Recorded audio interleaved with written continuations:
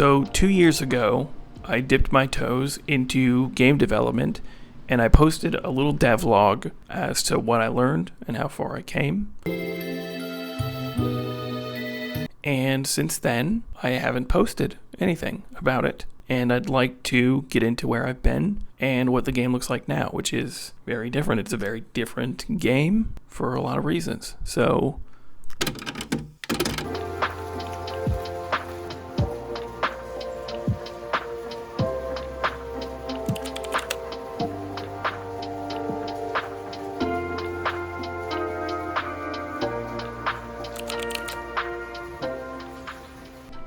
okay, so over the course of the past 2 years, I've worked in multiple studios and have moved 3 times.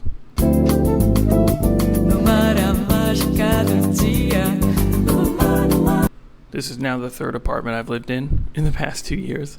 And as you might have seen online, the animation industry kind of set fire.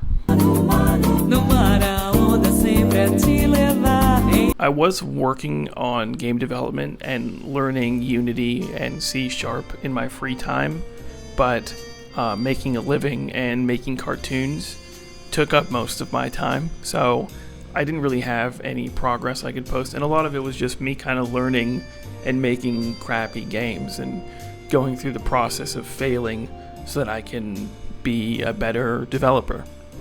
Most animation jobs have kind of dried up. So the strike, the SAG-AFTRA strike, you probably heard about it, kind of halted a lot of productions. I was lucky enough, after the studio I was working at got shut down, to work on a really cool project, this independent project called Godspeed. It just wrapped like a month ago, but that took my full attention, so I wasn't able to do any game development in that time. But now I have a comfortable little void of time, and I'm using that time to get back into game development. Let's go. I gotta be quiet because my girlfriend's working in the other room, and I live in an apartment. I don't want anyone to know I make YouTube videos. Oh my god.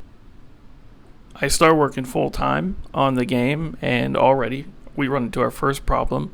Unity, the engine, decides to make horrible financial decisions in terms of the contracts they want developers to sign.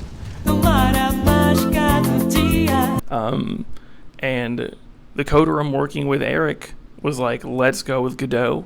So I was skeptical, but I downloaded it and I gave it a shot, and I loved it. So we started building an entire game from scratch in Godot, and we used this opportunity to change the design completely. The team, us, the small group, we got together and we talked about the game we wanted to make. And we thought a lot about like a comfortable cabin in the woods kind of feel. We wanted this to be a comfortable game, a Metroidvania. We like the idea that like there's this big interconnected world, and we wanted that, but we wanted the vibes to be cozy, southern, fall. Basically, if Over the Garden Wall was a video game. I've been spending a lot of time figuring out the lighting system. We started out like rebuilding the player controller, and then I've just been building the level over and over again, just kind of like, what does a screen 1 look like? Just like give me a flat plane, maybe a tile set, maybe how is the lighting gonna look when things go further back into the distance? How do we blur it? And some of the shader system in Godot, I'm having a hard time. The way the blurs work for the background is just like a wall of blur. So I have to keep adding these giant walls of atmosphere and then putting trees and stuff behind it. And it's not a good system. If you guys know how to make like good blur shaders in Godot 4, let me know, because I'm sure we're just idiots though. I'm sure I'm just an idiot. Yeah, that's usually the problem. It's usually like, I'm like, oh, okay. So it's just that one button that I had to check.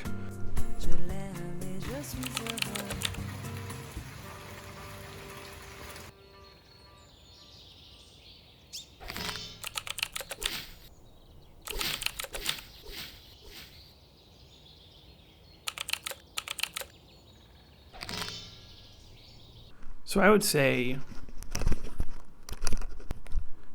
working on this game has taken up about a month and a half, almost 2 months of my time, and I'm pretty proud of the progress we've made. We learned a whole engine. In the beginning it was kind of rough, just kind of learning the basics and rebuilding a platformer in Godot. We ended up coming up with a lot of base systems and kind of modular systems that are now like the foundation for our Metroidvania going forward. And we want to get to a point where we can just kind of implement stuff really quickly, but progress is pretty slow in the beginning because building these systems and building these modular tools, it takes time. So I'm hoping as these devlogs continue, it will exponentially get better. I suspect the animation industry will be kind of crumbled for a while. So for now, full time, just because of circumstances, I'm focusing on building this game, and we'd like to have a demo ready in a few months' time and maybe try to secure funding. So it's wishful thinking. You know, this could all just collapse and burn as things do. I don't know if you have any suggestions for what you'd like to see in the game. If you have any feedback, if the game looks terrible, let me know, because I'd like to know now if we're making a bad game. I'd like to know that early. Okay, next devlog will be